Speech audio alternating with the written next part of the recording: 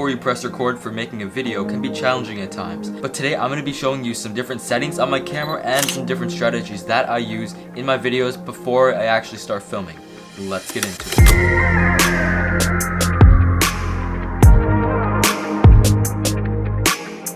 Hey guys, what's up? My name is Max. I post 2 to 3 times a week on this YouTube channel, so if you like videos about tech tutorial and lifestyle videos, then be sure to hit that big subscribe button down below, because that's what my channel is all about. But today we're just going to be talking about how exactly I set up everything before I start filming, so how I set the camera up right now, how I have a clean background, so we're just going to be going over that. But before we actually get into the content, I just want to talk about this video is part 2 out of a 5-part series that I'm releasing every other day, so if you didn't already watch part 1 of the series, be sure to do it. It'll be in the link in the description down below. It was about planning my videos, so I think you should plan your videos before you actually set up for your videos. These are in order. This is my content creator series. I think you guys will really benefit from it, no matter if you have a YouTube channel already or you want to start one. I think it'll benefit everybody. So let's actually get into the tips that I have. Number 1, the most important thing that I have for you guys is lighting is very, very important. So as you guys can see behind me, I have this rock. It's not an LED light. The rock is just orange itself, and then there's light on the inside. I think it adds a really nice warm tone behind me, so if I'm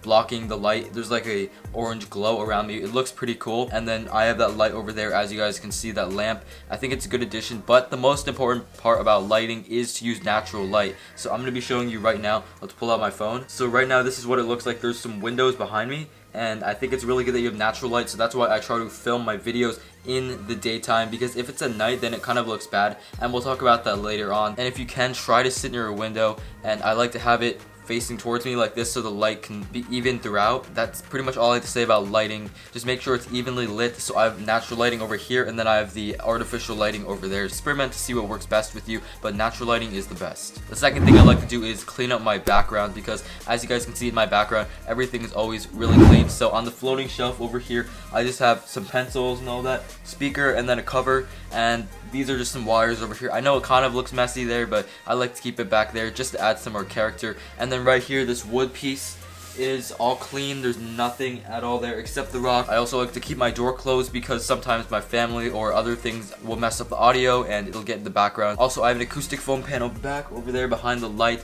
and I have some over here also on this side. I'll leave a link in the description down below for my acoustic foam panel video, me unboxing it a couple months ago. But essentially that helps with the audio a lot, so if you can invest in that, it'll definitely help you out. And it's over there, just softens the audio. And I personally have a carpeted floor as well. The audio, it doesn't bounce off the walls or anything, it actually absorbs the audio. If you have a hard surface in your room or wherever you're filming, then you can put some covers or blankets on the floor. And also in terms of setting up, make sure to have your windows closed all the way, because that is important, as you don't want any external noise, and also the fan might add noise. So I have it on a low right now because I don't want to sweat or anything, so I want to keep cool, so it's at a low, and you don't want it to turn it too high. But apart from that, I like to keep everything clean and minimalistic, and make sure I'm in the center of the frame. We're going to go into camera settings later on, but those are just the tips I had for you guys for cleaning up the background and just the things that I do without the camera. Okay, now for the camera itself, I have a tripod that I'm using. You guys are seeing right now. It is a nice tripod. I believe I got it for under $50. You can raise it up to about 4.5 feet. I like to keep the tripod about 1.5 feet tall, so this is the point, about 1.5 feet tall. When I'm also setting up my shot, I make sure to have a little bit of space on the side of me to just have some more depth, and also some space above me as well, because if it were zoomed in and not space over here, then in my opinion it doesn't look good. And also a reminder that I like to go by is, when you're setting up your camera, make sure to have the camera facing down towards you. It's better to have the camera up more and facing down towards you instead of down more and facing up, if you get what I mean. They'd rather see the top of your head a little bit more and your face just like this, rather than seeing your neck. Just its camera tricks like that will definitely help you a lot. And now I'm going into some camera settings that I personally use in my videos. Knowing some of the settings definitely does help a lot when you're trying to shoot. So the thing I want to talk about is the quality I use in my videos. So I use 1080p, not the best resolution. Like, my camera can shoot in 4K, the Canon M50, but there are just some reasons that I don't want to shoot in 4K, and I'll explain those right now. First of all, 4K on the camera here is a crop sensor of about 1.33. If I'm like moving my hands down here, you can't really see it. If I'm trying to put something up, I have to have it like really close to me, as opposed to if it were on 1080p, you can see a bigger range of motion. Over here you can see a lot more things in the background. Another reason I shoot in 1080p is because the 4K files are extremely large. They're a lot larger than the 1080p files, and it's harder to edit, heats up my Mac. In general, a lot easier to work with. You can record more with 1080p because because the recording limit sometimes on cameras is 30 minutes and 4K sometimes reduces that. I always like to have more footage than less. I think that 1080p definitely helps with that. And also with 1080p, I can change it to 60 frames a second, and that enables me to slow down the footage if I need to. I can slow down the footage to about 40% if I need to, and 4K only has 15 frames a second. I can't really do any slow motion with 4K. And YouTube, when you just look at it, it doesn't really make too much of a difference, and most people nowadays are using 1080p, but some 4K, you know, but I feel like 1080p still does work. 4K for me just isn't that usable. Another setting that I want to just talk about is Kelvin. So Kelvin is basically the temperature that you choose on your camera, so I can change it to like 5000 Kelvin. That's the default setting that I always like to use. That's what I'm using actually right now, because I use that during the day because it adds a little bit more of a warmer tone, and then at night sometimes the lights, I don't know, they reflect off the camera lens. I don't exactly know how it works, and then it produces a warmer tone, and I'll have to turn the Kelvin down. I turned it down to about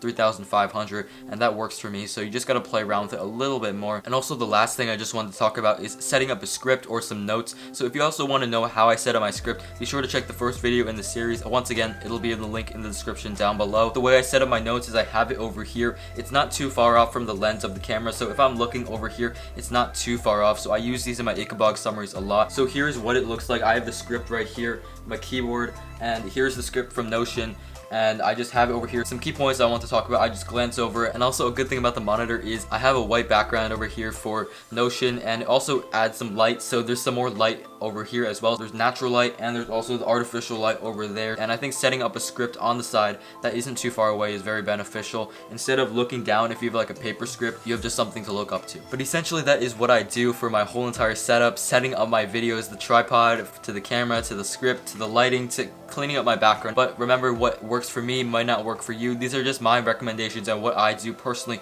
to create content on YouTube. Hopefully you did get value out of this video. If you did, be sure to drop a like on this video, and be sure to look out for the other 3 videos in the series. They will be coming out subsequently every other day. I hope this is a very exciting series. Be sure to let me know in the comments down below what your thoughts are on this. But that was all for this video, guys. You guys know what to do. Be sure to comment, like, and subscribe, and I'll see you guys next time. Peace.